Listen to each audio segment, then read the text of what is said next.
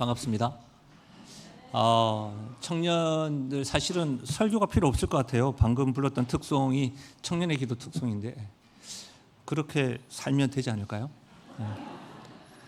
이제 뭐 가면 되겠죠. 제가 몇 해 전에 제가 박 목사님 계실 때 청년들 또 섬기로 잠깐 왔던 것 같습니다. 또다시 이렇게 불러주셔서 감사하고, 요즘 우리 노예에서 가장 주목받고 있는 김성 목사님 섬기시는 또 이 강단에 서게 하시니 좀 감사합니다. 실제로 제가 설교 우리 공부를 할 때 강단에서 이런 인사하면 안 된다 배웠거든요.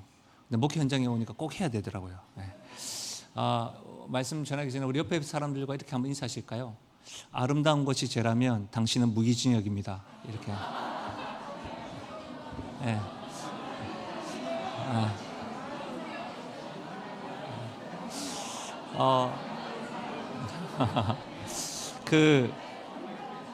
제가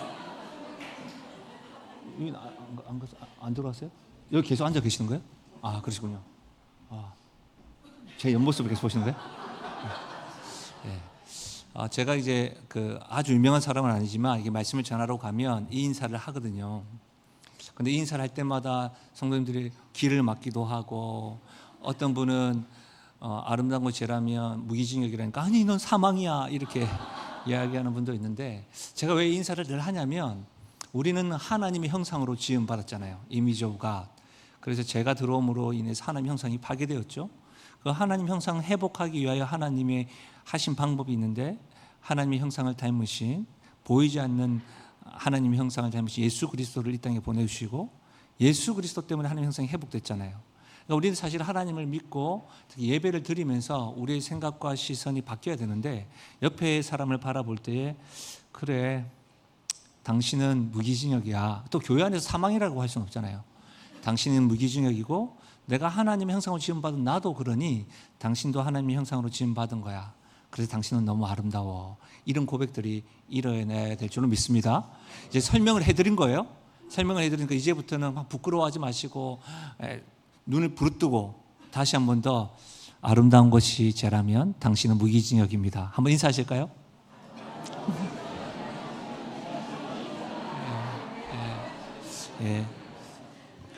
오늘 예배 드리면서 우리에게 다시금 이와 같은 회복이 일어나기를 주의 이름으로 축원합니다. 저는 오늘 본문 말씀을 가지고 다른 세대 그리고 다음 세대 이렇게 말씀 전하겠습니다. 청년들 사이에, 저도 청년 사역을 오래 해가지고 청년들 보면 그냥 기분이 막 좋습니다. 아마 몇 해 전에 왔을 때도 제가 말씀 전하고 몇 층인지 올라가서 같이 과일 먹으면서 막 편하게 이야기했던 게 기억이 나기도 하는데요. 청년들 사이에 이런 밸런스 게임이라는 것이 있습니다. 선택하기 어려운 질문에 답하는 거예요. 예를 들면 이런 거예요.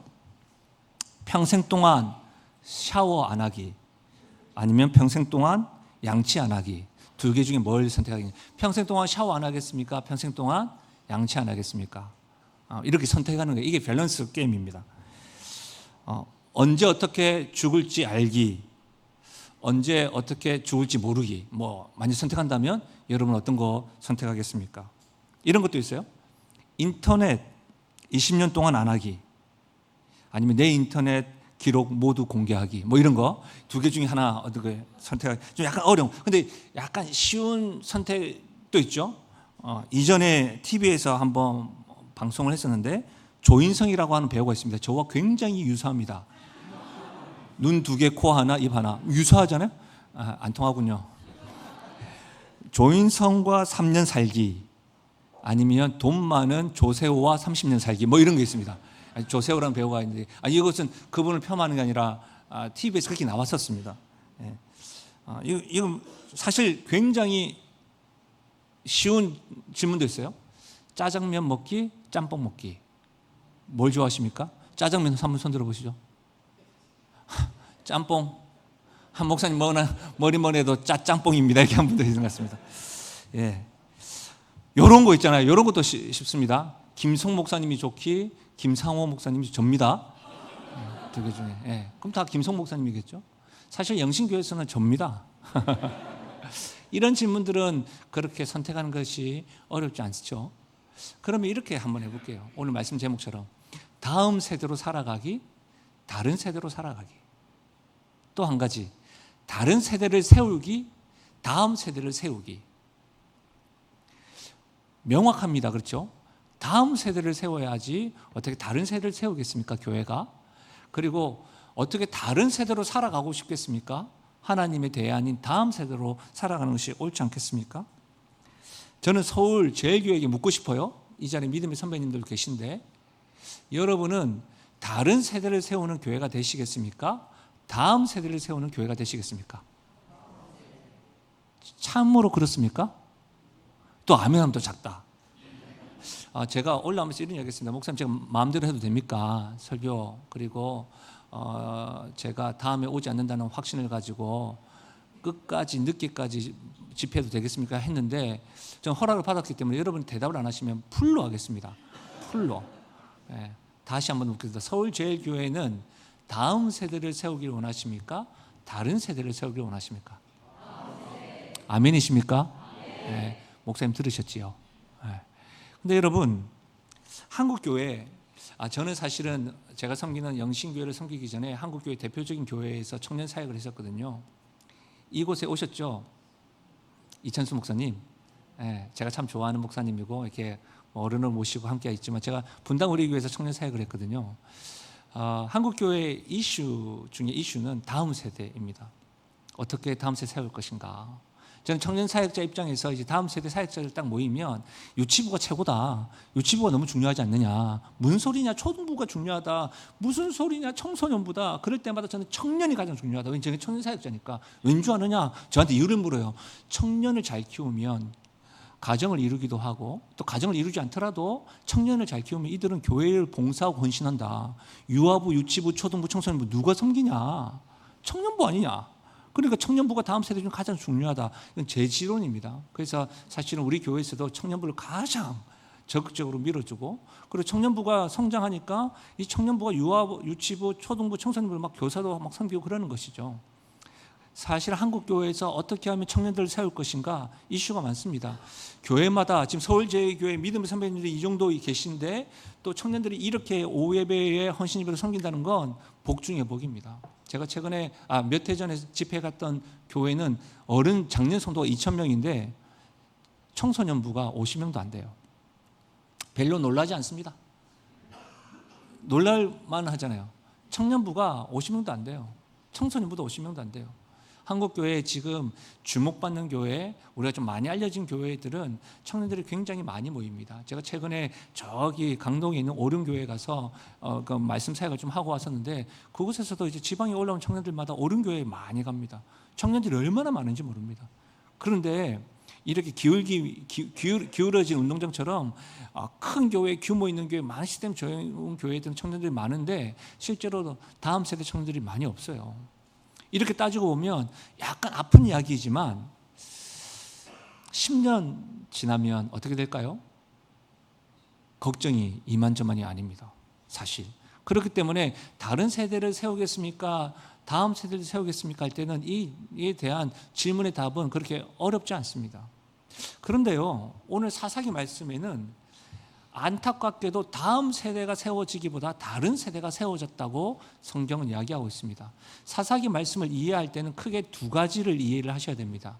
사사기 말씀은 반복되는 사이클이 있습니다. 이스라엘 백성이 범죄를 합니다. 그러면 하나님께서 심판을 해요. 하나님께서 심판을 하실 때는 그 이웃 나라들을 회초리를 사용하셔서 심판을 해요. 그러면 심판이 너무 괴롭고 힘드니까 이스라엘 백성들이 회개를 하고 부르짖기 시작합니다. 기도를 하는 것이죠. 그러면 하나님께서 사사를 통해서 구원해 주십니다. 범죄하고 심판받고 회개하고 다시금 구원해 주신다. 이 사이클이 계속해서 돕니다. 이 사이클을 이해하시면서 사사기 말씀을 보면 참 좋겠습니다. 그리고 사사 시대에 사사기의 정신이 있습니다. 그것은 사사기 17장과 21장에 반복해서 두 번 이야기하고 있는데 그때에는 왕이 없으므로 자기의 소견에 옳은 대로 행하였더라라는 말씀이 있습니다. 다시요. 사사시대의 특징이 뭐라고요? 그때에는 왕이 없으므로 자기 소견에 옳은 대로 행하였더라. 이것이 사사시대의 특징입니다. 그러나 사사시대는 성경에 기록되어 있는 역사의 말씀으로만 끝나는 것이 아니라 오늘날 우리에게 우리의 모습을 보게 합니다. 오늘날에는 왕이 없으므로 자기의 소견대로 옳은 대로 행하였더라. 참으로 우리는 왕이 있는 것 같습니다. 왜냐하면 많은 사람들이 자신이 왕입니다. 자신의 행복이 왕입니다. 자신의 재산이 왕입니다. 자기가 왕인 것이죠. 그런데 참으로 이스라엘 백성에게서도 참된 하나님이 없고 자신이 왕이다 보니까 신앙생활을 하면서도 자기가 옳은 대로 행하는 사사시대를 오늘날도 살아가고 있는 겁니다. 그래서 여러분, 사사기의 이 시대는 오늘날 우리 시대와 같다라고 보는 것이 옳습니다. 그럼 이 사사시대의 말씀도 그럼 그런 시대에 다음 세대가 세워지지 않고 다른 세대가 세워졌다는 것은 오늘날 신앙생활을 하고 다음 세대를 세우고자 하는 서울제일교회와 영신교회와 이 시대 한국교회에게 주시는 메시지가 있다고 저는 보여지는 것이죠. 그러면 오늘 말씀 가만히 보십시오.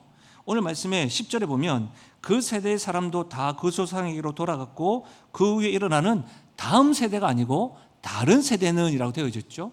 오늘 2절의 말씀이지만 다른 세대의 특징이 기록되어져 있습니다.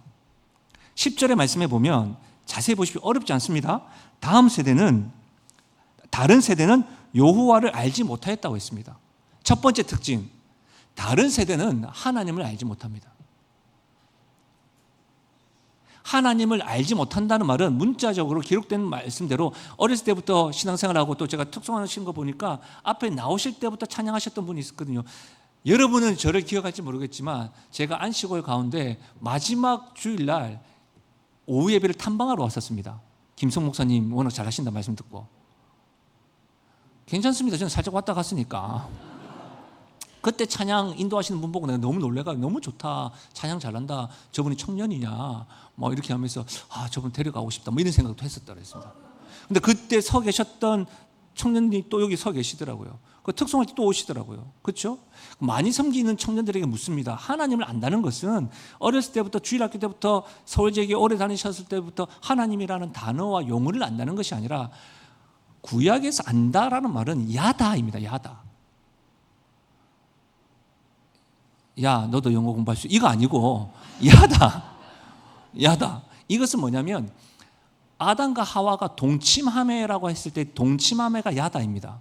다시 말하면 아담이 하와를 안다라고 할 때에 동침했다는 말입니다. 그러니까 남편이 아내를 안다는 것은 머리로만 문자적으로 아는 것이 아니라 경험했다는 것을 이해하는 것이죠. 하나님을 안다는 말은 내가 어렸을 때부터 주일학교 때 신앙생활하면서 하나님에 대해서 배웠지. 하나님 누구신데? 여호와지. 하나님 누구신데? 우리 신앙생활 좀 오래 하신 분은 마태복음 16장 16절 외우잖아요. 주는 그리스도시요 살아계신 하나님의 아들. 이런 거 말고 참으로 예수는 나의 그리스도시고 참으로 예수는 나의 하나님이시고 참으로 예수님은 하나님의 아들로서 지금은 나와 동행하시는 분이다라는 것을 호흡할 때마다 매 순간마다 경험하는 것, 그것이 하나님을 안다라고 하는 표현입니다. 그런데 다른 세대는 뭐라고요? 하나님을 알지 못한다는 말입니다. 문자적으로 하나님에 대해서 들었다 할지라도 청년들이 하나님을 매사에 경험하지 못했다는 겁니다.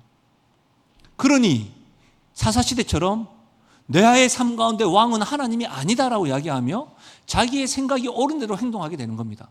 첫 번째 특징, 하나님을 알지 못합니다. 두 번째 특징 볼까요? 여호와께서 이스라엘을 위하여 행하신 일도 알지 못하였다. 여러분 한번 보세요. 여호와께서 이스라엘 백성을 위하여 행하신 일이 뭐죠? 출애굽시킨 사건 아닙니까? 구원하신 사건이라고요. 맞죠? 여러분 이스라엘 백성이 완벽하고 좋아서 하나님이 그 백성을 선택한 것이 아니라 말씀대로 너희들은 너무 부족한데 너희를 통해서 내가 하나님의 일을 하기 위해서 이스라엘 백성의 선택을 받은 거라고요. 우리랑 똑같죠? 우리의 자격이나 우리의 행동으로 구원받은 것이 아니라 하나님의 은혜로 우리가 하나님의 자녀된 것과 같다는 것이죠. 그러니까 이스라엘을 애굽에서 노예 생활로 있을 때에 하나님이 그들을 건지셨습니다. 구원하셨습니다. 그때 피에서부터 독자의 죽음에 이르기까지 10가지 재앙을 통해서 하나님이 애굽에서 살았던 많은 신들과 다르다는 것을 보여주시면서 구원해 주셨죠. 그런데 그 구원의 역사를 여호와께서 이스라엘을 위하여 행하신 일도 알지 못한다라고 이야기하고 있는 겁니다. 여러분, 저는 김성 목사님만큼은 아니지만 짧게 외국에 있었거든요. 외국에 있으면서 느끼는 것 가운데 하나가 뭐냐면 여러분 외국에는 부활절을 축제로 보냅니다. 그리고 예수님의 십자가 곳곳에 다 세워져 있습니다. 무슨 말이냐면 유럽이나 그런 곳은 우리보다 기독교 문화가 더 앞섰으니까 더 많지요. 예수님의 십자가, 저분이 십자가에 돌아가신 분이시지, 부활절, 물론 초콜릿도 먹기도 하지만 부활을 여러분 축제로 보냅니다. 그러나 저 예수님이 나를 위한 구원자이시다라는 것을 모른다는 것이죠. 많은 신들 가운데 한 분이시다라고 고백한다는 것이죠. 청년들이 예수 그리스도께서 우리를 구원해 주셨고 십자가와 부활에 대한 복음을 알지 못한다는 겁니다. 그것이 다른 세대의 특징입니다. 예수님이 나를 구원해 주셨다. 예수님이 나와 같은 자를 선택해 주셨다. 나를 하나님의 자녀로 불러주셨다. 이 메시지를 모른다는 겁니다. 이렇게 모르면 어떻게 되죠? 나는 하나님의 자녀인데 나의 잘됨 때문에 하나님의 자녀가 아니라 하나님의 은혜로 내가 하나님의 자녀가 됐는데 계속해서 나는 나의 조건이나 나의 행위나 나의 어떤 선함으로 저 사람과 보다는 내가 더 낫지 않느냐, 이런 식으로 계속해서 자기의 소견에 옳은 대로 나를 판단함과 동시에 다른 사람도 판단하게 되는 것이죠. 우리가 예배 드리기 전에 이런 말을 했죠. 아름다운 것이 죄라면 당신은 무기징역입니다. 내가 이 사람을 아름답게 보는 이유는 내 눈이 바뀌고 위에서 시켰기 때문이 아니라 하나님의 형상으로 지음받은 눈으로 보기 때문에 그런 겁니다. 다른 세대는 하나님께서 이스라엘 백성을 위하여 행하신 일을 알지 못한다는 겁니다. 교회는 많은데 교회가 계모임이 되고 있는 겁니다. 교회는 많은데 교회 안에 구원하심을 찬양을 하고 구원받은 백성들의 특별하고 거룩한 공동체가 되지 아니하고 그냥 모이는 거 좋은 거고, 지역과는 상관없이 우리들만 좋아서 우리들만의 리그로 보내는 것이 다른 세대의 특징이라는 겁니다. 세 번째, 11절에 있습니다. 다른 세대의 특징은 여러분 가장 놀라운 건데요, 이스라엘 자손이 여호와의 목전에 악을 행하며 바알들을 섬기며. 보십시오. 여기까지 한번 배운 대로 복습해 보겠습니다. 다른 세대의 특징은 첫 번째, 하나님을 알지 못했습니다. 하나님이 우리를 구원하신 일도 알지 못합니다. 하나님을, 그러니까 하나님 앞에서 악을 행하는 것이 너무 쉽습니다. 우리가 청년하면 해석은 하늘께 있다라고 하는 좋은 책이 있습니다. 제가 적은 책이긴 한데, 요셉에 대해서 이야기를 할 때, 요셉이 여러분 창세기 39장을 가만히 보시면 우리가 요셉 하면 알잖아요. 보디발 아내한테 유혹을 받잖아요. 여러분 보디발의 아내가 그냥 와가지고 요셉 목소리 이러면서 했겠습니까? 그렇지 않습니다. 아주 예쁜 목소리로 요셉 하면서 하면서 다리로 쫙 뻗지 않았겠습니까? 그렇죠? 그럴 때 여러분 그 말씀을 가만히 보면 놀라운 말씀이 있습니다. 요셉이 뭐라고 이야기하냐면, 왜 이러십니까? 당신의 남편이 나에게 모든 것을 다 맡겼습니다. 하나만 안 맡기셨습니다. 바로 당신입니다. 그런데 어찌 내가 당신의 남편 앞에 죄를 짓겠습니까? 이것이 맞습니다. 논리적으로 맞습니까? 다시요, 요셉의 말을 들어보십시오. 이게 맞다고요. 우리가 이해할 때는 이게 논리적으로 맞다고요. 요셉, 왜 이러십니까? 당신의 남편이 나에게 모든 것을 다 허용했고 노예인 나에게도 가정청부는 맡겨주셨는데 당신은 그의 부인입니다. 그렇기 때문에 나는 나를 이렇게 아껴주시고 나에게 이런 업무를 주신 당신의 남편에게 죄를 지을 수 없습니다. 이렇게 말하는 게 옳지요. 그런데 요셉은 뭐라고 합니까? 내가 어찌 하나님 앞에 죄를 짓겠습니까? 팔레스타인 땅, 요셉이 있었던 곳은 유일신을 믿는 민족이지만 애굽은 그렇지 않습니다. 일본과 같이 굉장히 많은 신들이 있습니다. 그것이 10가지 재앙을 일으킨 이유이기도 하지요. 그곳에서 생활을 하면서도 그는 동화되지 아니하고 죄를 짓는 가운데 누구를 의식했다는 말이에요? 하나님을 의식했다는 말입니다. 그는 하나님을 알았다는 것이죠. 그리고 하나님 앞에서 죄를 짓는 것이 잘못되는 것을 알았습니다. 그래서 하나님 앞에서라는 말이 있는 겁니다. 맞습니까? 그런데 다른 세대의 특징은 여호와를 알지 못하고 여호와께서 구원하시는 일도 알지 못할 뿐만 아니라 여호와 앞에서 악을 행합니다. 죄 짓는 것을 너무 쉽게 생각한다는 것이죠. 청년 사역을 하면서 많은 상담을 했죠. 결혼을 준비하는 것뿐만 아니라 성적으로 타락하고 물질로 타락하고 얼마나 많이 기준이 넘어져 있는지 모릅니다. 왜 그렇습니까? 여호와 앞에서 악을 행하는 것을 저 사람도 하잖아요. 저 사람도 예수 믿는 사람이에요. 다 하는 왜 나만 못해요? 기준이 뭐가 됐죠? 하나님이 아닌 다른 사람이 되기 시작하는 겁니다. 청년들만 그렇습니까? 신앙 가지고 있는 믿음의 선배님들도 그렇죠. 자녀들 양육하며 할 때마다 아유 저 집안도 다 그런데 뭐 나만 그런가? 여호와 앞에서 악을 행하는 것이 쉬워지기 시작하는 겁니다. 더 놀라운 건 여호와 앞에서 악을 행하는 것으로 끝나지 않고 11절 같이 읽어볼까요? 같이 읽겠습니다. 본문 11 시작.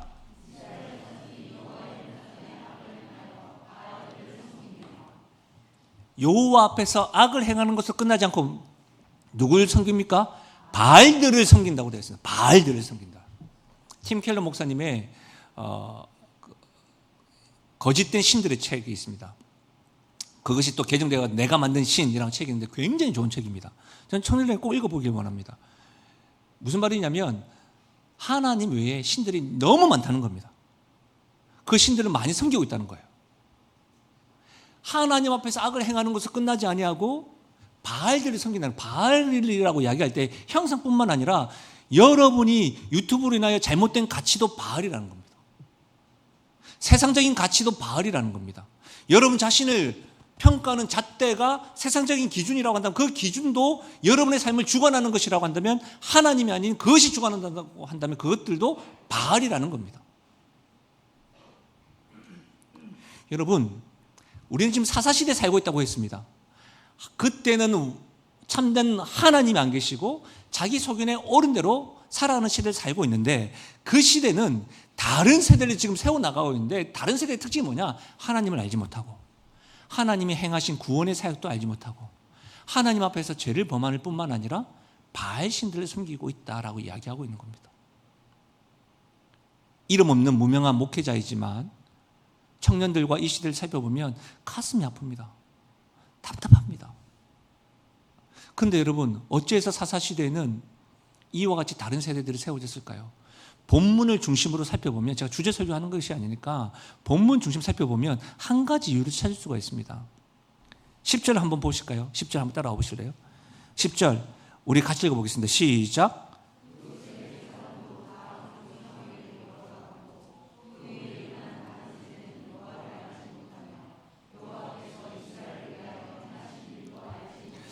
많은 이유가 있지만 여러분 본문을 중심으로 보면 그 시대의 사사시대와 같은 그 시대에 다른 세대가 세워진 이유 중에 하나는 뭐냐면 그 세대의 사람도 다 그 조상에게로 돌아갔고입니다. 그 이후에 다른 세대가 세워졌다는 말입니다. 보십시오. 좀 더 쉽게 적용해 보겠습니다. 서울제일교회 지금 믿음의 선배님들, 장로님들과 권사님들과 집사님들 죄송합니다. 우리 모두가 다 하나님 나라에 돌아갔는데 남아있는 이 다음 세대들이 다음 세대가 아니고 하나님 알지도 못하고 하나님 구원 역사도 알지 못하고 하나님 앞에서 악을 행하며 바알들을 섬기는 다른 세대가 되었다는 겁니다. 그렇죠? 어렵지 않죠? 믿음의 세대가 죽은 후입니다. 그러면 보십시오. 믿음의 세대가 죽었더니 다른 세대가 세워졌다. 그럼 이 행간상에 우리가 충분히 묵상하고 우리가 충분히 우리 안에 해석되는 이유가 있습니다. 믿음의 세대들이 다음 세대에게 믿음의 유산을 전수하지 못하고 죽었다는 말입니다. 이것이 청년 헌신 예배이지만 청년 헌신 예배를 함께 예배드리는 믿음의 세대에게 제가 도전하는 겁니다. 사랑하는 여러분, 아까 찬양 인도자가 청년들을 복음적인 시선으로 바라봐 주십시오라고 했는데 예, 여러분이 계실 동안 믿음을 전수하셔야 합니다. 그래야 서울제일교회 이 청년들이 다른 세대가 아니라 다음 세대가 될 줄로 믿습니다. 이것이 여러분에게 도전되어야 됩니다. 여러분 감히 말씀드리지만 저는 사실 이거는 저의 해석입니다. 저의 해석. 고신교단 가운데 청년들 규모 있는 청년 공동체를 15년 이상 섬긴 사람은 아마 몇 안 될 겁니다. 이 저의 해석입니다. 그런 입장에서 말씀을 드리자면 청년 사역에서 가장 중요한 것은 시스템도 아닙니다. 믿음의 세대입니다. 자녀들은 부모들의 등을 보고 자란다면서요. 그렇습니다. 저는 연수한 목사이지만 저를 가르쳤던 전도사님 강도사님 보고 목사가 돼야지 이런 생각했습니다. 그리고 제가 여기까지 교회를 섬기는 목회자로 세워지기까지 저를 섬겨주시고 저를 참아주시고 저를 지지해 주셨던 장로님, 권사님, 집사님들이 계셨습니다. 툭 지나가면서 아이고 전도사님 힘드시죠? 툭 지나가면서 전도사님 이때 한번 봐요. 그럴 때마다 격려해 주시고 기도해 주시고 그렇지 않습니까? 이 청년들이 다른 세대가 되지 않으려면 믿음의 세대들이 생존할 때 믿음의 유산을 넘겨주셔야 됩니다. 이런 이야기를 외부 강사 왔을 때 해야 되지 않겠습니까? 근데 진짜입니다. 이것이 성경입니다.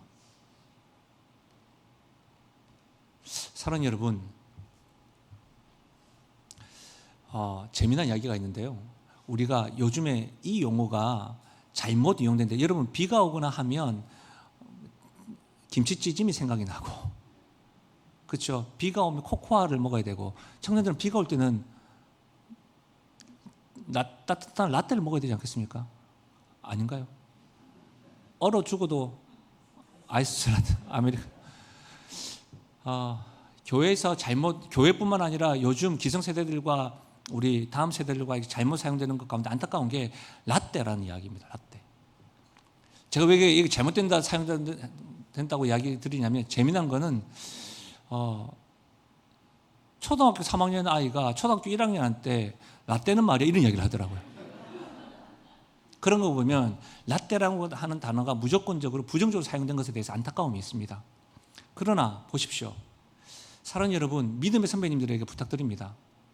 라떼를 이야기할 때 어떻게 활용해야 되느냐. 보통 그러죠. 나 때는 말이야 이렇게 고생을 했어. 이렇게 했어. 이러니까 멀어지는 대화인 겁니다. 다가가는 대화도 아니고 공감하는 대화도 아닙니다. 그럼 라떼 때는 어떤 말을 해야 되죠? 성경적으로 이야기하자면 여러분 예루살렘 성전을 기대하고 고대하고 경험했던 믿음의 선배님들이 작은 성전을 보고 눈물 흘리며 나왔던 말씀이 에스겔 말씀에 있습니다. 라떼 이야기는 라떼라고 하는 생각이 들 때는 이렇게 전환시켜야 됩니다. 기도의 동력으로 사용하셔야 됩니다. 청년들 보고 젊은 세대를 볼 때마다 그래 나 때는 안 그랬는데 우리 때는 이렇게 했었는데 우리 이렇게 이야기하지 말고 그렇지 우리 때 경험했던 것을 경험했으면 좋겠는데 그것 가지고 기도의 동력으로 사용하셔야 됩니다. 다음 세대를 위해서 믿음의 세대들이 그렇게 기도해 주지 않으면 왜냐하면 죄송하지만 이들은 그렇게 배고파하면서 하나님을 섬겼던 경험이 없습니다. 그런데 지금 배부른 시대에 살면서도 배고플까 봐 겁내는 세대입니다. 우리들은 공부를 하고 열심히 하면 살아갈 수 있는 그런 시대에 살았었습니다. 그러나 이들은 열심히 해도 안 되는 세대에 살고 있습니다. 그러니 이 시대에 살았던 믿음의 세대들이 우리 때를 생각하면서 이들을 위해서 어떻게 해요? 기도하는 동력으로 사용해야 됩니다. 기도하는 동력. 사랑하는 여러분, 저는 모릅니다. 서울제일교회 청년 가운데에 도전합니다. 부모님이 함께 다니는 청년이 함께 예배 드리는 은혜가 있길 바랍니다. 이상하게 청년들이 우리 부모님이 함께 예배 안 드리려고 합니다. 또 한 가지 도전합니다. 부모님이 계시지 않는 청년도 이곳에 오셔서 예배 드려야 됩니다. 아멘입니까? 그러면 그 청년 누가 기도해 줍니까? 부모님도 없는데. 믿음의 세대들이 그 청년을 라떼로 생각하면서 그래 나도 우리 부모님이 믿지 않았을 때도 내가 하나님의 은혜로 인하여 이 자리까지 왔었는데 그때를 생각하시면서 다음 세대를 위하여 기도의 동력으로 삼아야 될 줄로 믿습니다. 그런 일들이 있었으면 좋겠습니다. 헌신 예배할 때 청년들도 헌신하세요. 헌신 예배하고 사회하고 순서만 맞지 말고 교회에 그 전날 와가지고 봉사도 하고 청소도 하고 여러분 작정해가지고 하시고 그러고 난 다음에 당당하게 믿음의 선배님들한테 나를 위해서 우리를 위해서 기도해 주시오. 1:1 맹칭해가지고 선물도 주세요. 그렇게 하시라고요. 기도 매칭도 하셨으면 좋겠다는 생각입니다. 두 번째로 믿음 세대들에게 부탁드리고 싶은 건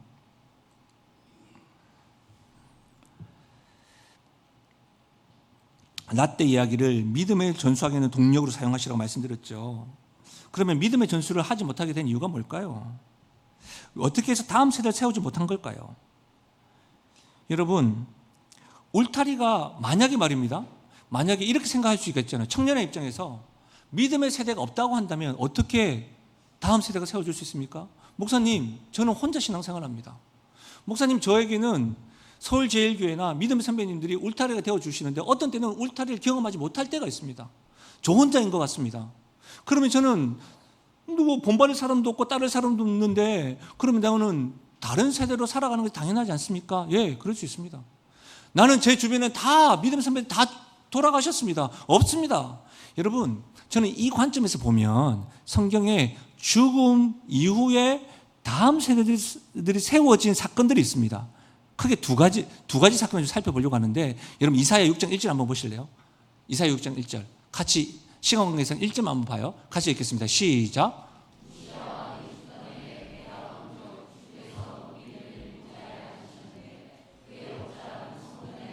예, 아멘. 여러분 이 말씀에도 우시아 왕이 죽던 해입니다. 우시아 왕이 죽던 해 누가 세워졌냐면 이사야가 세워졌다는 말입니다. 우시아 왕이 누구냐? 여러분 이스라엘의 선한 왕, 정말로 따르고 싶은 왕 중에 대표적인 한 사람입니다. 물론 마지막 안타까웠지만 종교개혁을 일으켰던 우시아 왕. 여러분 이스라엘 백성들 생각할 때는 우시아 왕이 죽었을 때 이런 선왕이 죽었으니 우리나라 어떻게 해야 되나? 이런 상황이었습니다. 그런 왕이 죽었을 때 누가 세워졌다고요? 이사야가 세워졌습니다. 그런데 이사야가 뭘 경험했냐면, 우리가 읽지는 않았지만 이사야 6장 1절에서 9절까지 보면 여호와의 영광을 경험합니다. 여호와의 영광을 경험하고 그분의 거룩함을 경험하고 나니까 입술에 부정함을 고백을 하고, 그렇게 하면서 나를 보내소서 이런 고백까지 있는 겁니다. 저는 청년들에게 도전합니다. 목사님, 나에게는 딸을 믿음의 선배도 없고 울타리도 없습니다. 그때 무엇을 회복해야 되냐면 예배의 회복이 있어야 됩니다. 예배의 목숨 걸으셔야 됩니다. 서울제일교회에서 한 번의 예배를 드릴 때 여러분 인생이 전환되어지는 하나님의 영광을 경험해야 됩니다. 우리 찬양할 때 주 하나님 독생자 예수, 제가 찬양을 못하는 게 아니라 일부러 못 부르게 하는 겁니다. 살아계신 주 찬양하죠. 살아계신 하나님이 오늘 예배 가운데 함께 하심을 믿으십니까? 하나님은 실제하시고 실존하시다고 한다면 이 예배 가운데 그 하나님을 경험할 때 우리 인생이 변할 줄로 믿습니다. 청년들에게 도전합니다. 여러분 예배에 목숨 거셔야 됩니다. 주일 예배뿐만 아닙니다. 여러분 일상생활 가운데 개인적인 예배가 회복되셔야 됩니다. 이 예배의 회복이 없으면 죄송하지만 여러분은 다음 세대로 살아가기가 쉽지 않습니다. 다른 세대 특징이 뭐라고 했으면 하나님을 알지 못하고 하나님의 행하심도 알지 못하고 하나님 앞에 죄를 행하고 다른 신을 섬긴다. 이거 아닙니까? 예배라는 건 뭐죠? 하나님 앞에서 하나님이 나의 구원자시고 구주라는 것을 알고 하나님을 경배하는 게 예배죠. 하나님의 구원 사역을 성축하는 것이 예배죠. 하나님 앞에서 내가 범죄한 것들이 있다고 회개를 하고 하나님이 아닌 다른 하나님만이 나의 신입니다라고 고백하는 것이 예배지요. 그 예배가 여러분의 직장에서나 여러분의 캠퍼스에서나 여러분은 홀로 있을 때 아무도 보는 이 없을 때 그 예배에 목숨 것이고 예배를 통해서 하나님을 경험할 때에 다음 세대가 될 수가 있는 겁니다. 두 번째로 사건이 또 하나가 있습니다. 여호수아 1장 1절인데요. 같이 한번 읽어볼까요? 여호수아 1장 1절 같이 읽겠습니다. 시작.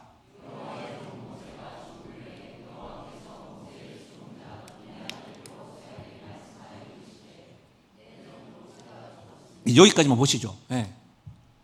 보세요 여러분. 이때도 모세가 죽은 후에 여호수아가 세워졌습니다. 맞죠? 모세가 죽은 후에 그때에 여호수아가 세워졌는데 이 여호수아에게 계속해서 강조하는 게 뭐죠?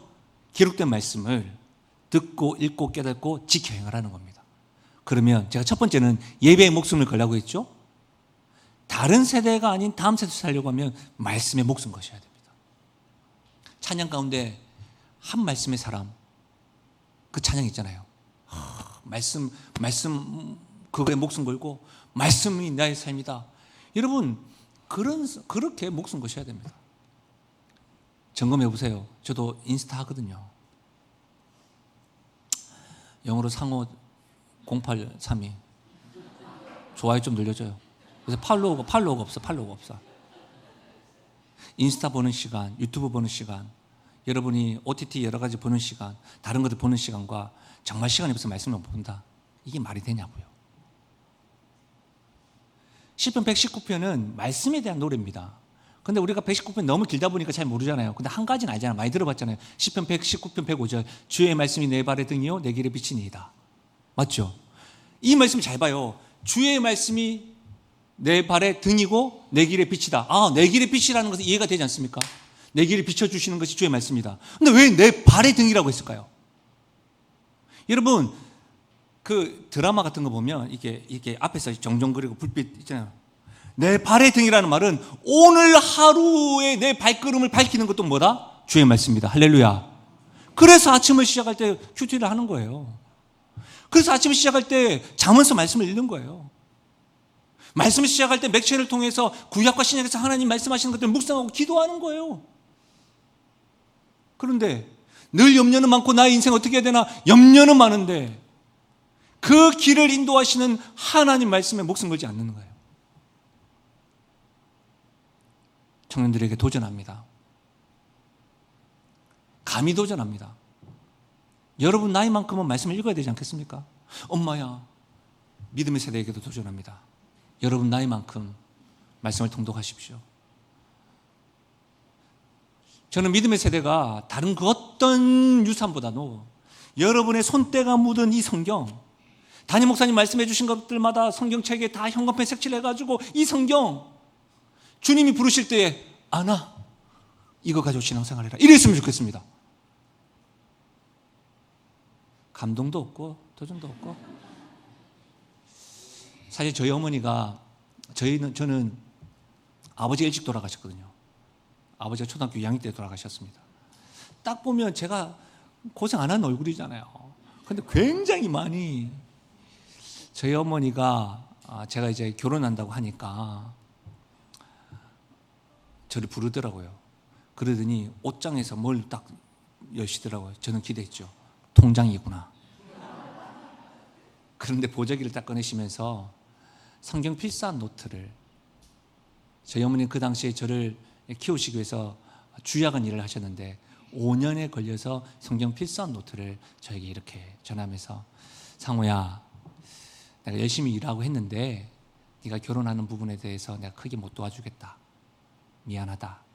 그런데 내가 믿는 하나님, 이 하나님을 내가 생각하면서 필사한 노트인데 이걸 너에게 준다. 노트가 똑같은 거 주시면 내가 이게 하나로 만들기도 좋은데 우리 어머니는 그런 감각이 없는 거지. 노트가 다 다양해. 크기도 다양해. 그러니까 뭐 붙일 수도 없어. 아직도 보제 커. 그런데 그 마음을 제가 아는 거예요. 그 마음을 아는 거예요. 우리 어머님이 저보다 많이 못 배우셨지만 하나님의 말씀에 이렇게 목숨 거셨구나. 그래서 우리 집안이, 그래서 내가 이만큼 하나님 은혜를 경험하고 있는구나. 믿음의 선배님들, 청년들에게 말씀드리지만 믿음의 선배님들이 예배에 목숨 거시고 말씀에 목숨 거셔서 믿음의 세대, 사사시대를 살아가는 이 시대에 청년들에게 저 길이 진짜구나 보여줄 수 있는 은혜가 있기를 바랍니다. 청년들 부탁드립니다. 말씀을 가까이 해보십시오. 정말로 말씀을 가까이 해보십시오. 포기하지 마십시오. 이게 여러분 구약과 신약을 여러분 읽는 대로 다 이해가 되면 저 같은 사람이 필요가 없는 거잖아. 다 이해하려고도 들지만 저는 기도합니다. 하나님 우리 청년들이 다 이해하지 못하게 해달라고 기도합니다. 하나님 우리 성도들이 한 번씩 제 설교를 잊어버리게 해달라고 기도합니다. 그래야 저도 설교가 좀 편하지. 다 이해하기 어려워요. 그런데요, 매지가이처럼 하나님이 이렇게 다가올 때가 있어요. 왠지 아세요? 태초에 말씀이 계시니라. 이 말씀이 하나님과 함께 계셨고 이 말씀이 곧 하나님이라. 말씀을 읽는데 하나님이 나와 함께 계시면 다가와요. 기록된 말씀이 나에게 이렇게 다가와요. 근데 여러분 안 하면 안 돼요. 제가 잠시 외국에 있었다고 했지 않습니까? 제가 대학원을 끝나고 외국 가, 그러니까 여러분 고등학교 때 영어 공부했죠? 대학 때 공부했죠? 대학원 때 공부했는데 외국에 가니까 입이 안 떨어지는 거예요. 분명히 저 사람 영어를 하는 줄 알겠는데 요즘처럼 여러분 이게 해석하는 어플이 있으면 다 하지. 못해도 자 해라 하면 그때는 없었으니까. 그래서 여러분 제가 개인 튜터를 과외를 받았습니다. 과외를 받았는데 나이 드신 사역자 와이프였습니다. 그러니까 그 여자분이셨는데 이렇게 하는데 저보고 막 영어를 가르치면서 저와 함께 어떤 쇼핑몰에 데려가는 거예요. 나보고 다른 말은 하지 마라. 하나만 오늘 배우자는 거예요. 그건 뭡니까 했더니 가서 문을 열고 하이 하고 난 다음에 How are you? 그것만 하라는 거야. 그것만. 상대방이 무슨 말을 하든지 상관없이 How are you를 반복해서 하라는, 반복해서. 그 상점이 한 30개 정도 있었거든요. 계속 문들면서 Hi, How are you? 저 사람 뭐라고 말하면 하고. 제가 영어 중에 가장 잘하는 게 How are you입니다. How are you? 왠지 아십니까? 반복하다 보니까. 주의 말씀이 한꺼번에 다 우리가 잘 하지 못하더라도 매일마다 목숨을 건다는 말은 지금부터 3시간씩 읽으란 말이 아니라 여러분 적어도 여러분이 웹툰을 보거나 인스타를 하거나 그 시간에 반이라도, 아니 정말로 하나님이 나의 인생의 길을 인도하신다고 한다면 이 말씀에 목숨 한번 걸어 보시라는 겁니다.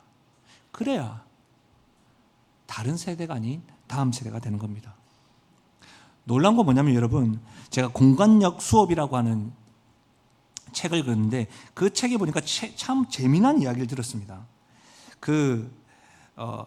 인생에는 무대와 백스테이지가 동시에 존재하는데 사회학에서는 이를 프론트 스테이지와 백스테이지로 구분한대요. 그러니까 프론트 스테이지는 우리가 많이 보여지는 일상적인 거고 백스테이지는 뒤에서 개인의 장소라는 것이죠.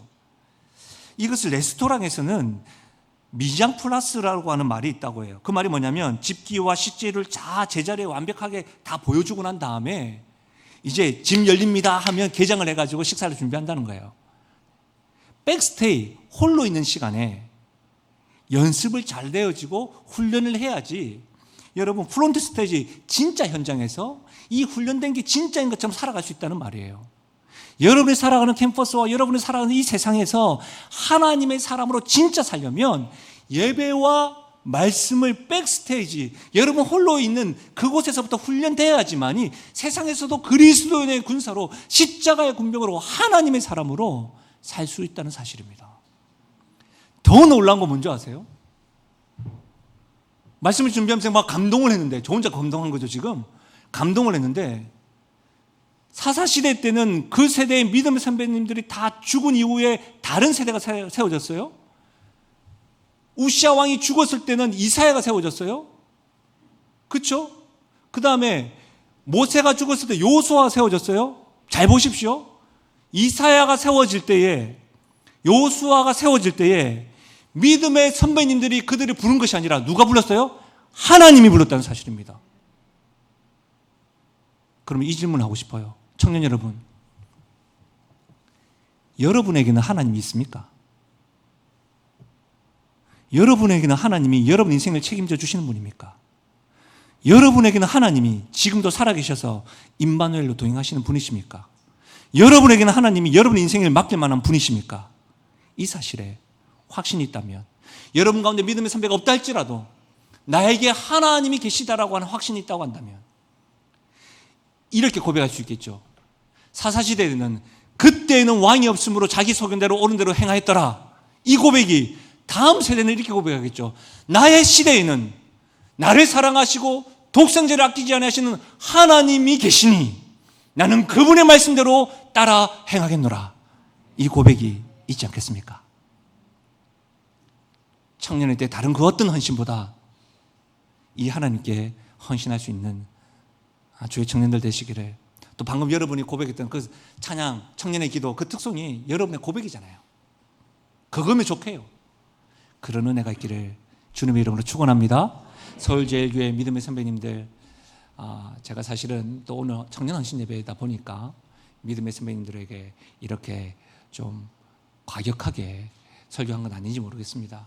그러나 하나님 말씀 앞에 함께, 저도 3학년 아이가 1학년한테 라떼 이야기하듯이 저도 조금 젊은 친구들한테는 믿음의 선배거든요. 동일한 그런 마음으로 믿음의 선배님들에게 참으로 부탁드립니다. 다른 세대와 다음 세대 밸런스 게임에서 선택을 한다면 여러분이 이 서울제일교회 멋진 신앙 공동체에 있으실 때에 다른 세대를 세우는 일을 선택하셔서 함께 주의 영광을 보는 은혜가 있기를 주의 이름으로 축원합니다. 말씀을 생각하시면서 우리 이 찬양으로 영광 돌려드릴까요?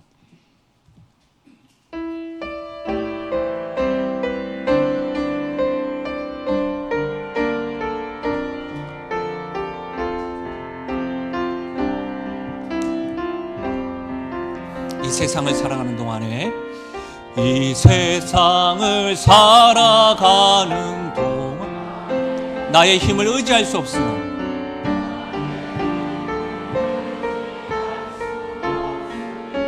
기도하고 낙심하지 말 것은, 기도하고 낙심하지 말 것은 주께서 참 소망이. 아멘이십니까? 다시 한번 더 찬양할까요? 이 세상을 살아가는 동안에 나의 힘을 의지할 수 없으니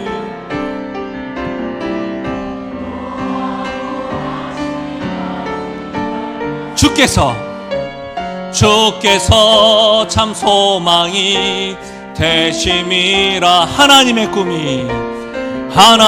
꿈이 나의 비전이 되고, 예수님의 성품이 나의 인격이 되고, 성령님의 권능이 나의 능력이 되길 원하고 우리의 원함과 바람이 이 고백에 있습니다. 하나님의 꿈이 나의 비전이 되고, 예수님의 성품이 나의 인격이 되고, 성령님의 권능이 나의 능력이 되길 원하고 바라고 기도. 사랑하는 여러분, 이 시간에 상징적으로 주님만을 바라보고 주님에게만 집중한다는 의미로 다 함께 일어나셔서 말씀에 반응하면서 우리가 입으로 찬양을 하고 주님께 반응하며 나가십시다. 다 함께 일어나셔서 우리 다시 한번 더 찬양을 할 때에 여러분의 간절한 기대와 소망을 담아서 우리 찬양하며 나가시겠습니다. 이 세상을 살아가는 동안에, 이 세상을 살아가는 동안에 나의 힘을 의지할 수 없으니, 나의 힘을 의지할 수 없으니 기도하고 낙심하지 말 것은, 우리 청년에게 묻겠습니다. 주께서 참 소망이 되심이. 우리 다시 한 번 더요. 이 세상을 살아가는 동안에, 이 세상을 살아가는 동안에 나의 힘을 의지할 수 없으니 기도하고 낙심하지 말 것은 주께서 참 소망이. 우리 주 앞에 이렇게 고백하며 나아가실까요? 하나님의 꿈이 나의 비전이 되고, 예수님의 성품이 나의 인격이 되고, 성령님의 권능이 나의 능력이 되길 원하고 바라고. 우리 전심을 다하여 고백하십시다. 하나님의 꿈이 나의 비전이 되고, 예수님의 성품이 나의 인격이 되고, 성령님의 권능이 나의 능력이 되길 원하고 바라고 우리의 목소리로 한번 고백하실까요? 하나님의 꿈이 나의 비전이 되고, 예수님의 성품이 나의 인격이 되고, 성령님의 권능이 나의 능력이 되길 원하고. 우리의 원함과 바람이 그렇습니다. 우리 오른손으로 주 앞에 들고 마지막으로 고백하며 나갑니다. 하나님의 꿈이 나의 비전이 되고, 예수님의 성품이 나의 인격이 되고 성령님의 권능이 나의 능력이 되기 원하고 바라고 우리 이 시간 주 앞에 손을 든 채로 한번 기도하며 나가실까요? 믿음의 선배님들, 이 시간에 사랑하는 청년들을 위해서 기도해 주십시오. 하나님, 이 청년들의 삶 가운데 힘듦과 어려움과 힘겨움들을 다 알지는 못하지만 하나님이 이들에게 있음을 기억하게 해주시고 하나님으로 인하여 이들의 인생이 해석되어지게 해달라고 기도해 주십시오. 또한 하나님이 이들이 내 생전에 다른 세대가 아니라 다음 세대로 세우겠습니다라고 하는 결단의 기도를 해 주십시오. 우리 다음 세대 청년들에게 고합니다. 하나님, 내가 예배에 목숨 걸고 말씀에 목숨 걸 뿐만 아니라 나에게는 하나님이 계시다, 이 확신을 가지고 살아가는 청년의 때 공고한 날이 오기 전에 하나님을 기억하며 나가게 해달라고 우리 시간에 저를 따라서 한번 이렇게 기도하시고 소리내서 기도하며 나가겠습니다. 주여 은혜를 주옵소서. 한번 따라 하실까요? 주여 은혜를 주옵소서. 주여 은혜를 주옵소서. 우리 주여 한번 부르고 기도하며 나가겠습니다. 주여. 하나님 아버지, 이 시간에 감사함을 드립니다. 오늘 이 시간에 우리들에게 말씀 주셨는데 이 말씀 붙잡고 기도하며 나아갑니다. 믿음의 세대들이 다음 세대인 청년들 위해서 기도하고 있습니다. 청년들이 하나님 앞에서 예배와 말씀에 목숨 걸며 나에게는 하나님이 계심을 확신하며 살아가겠노라고 결단하며 기도하고 있습니다.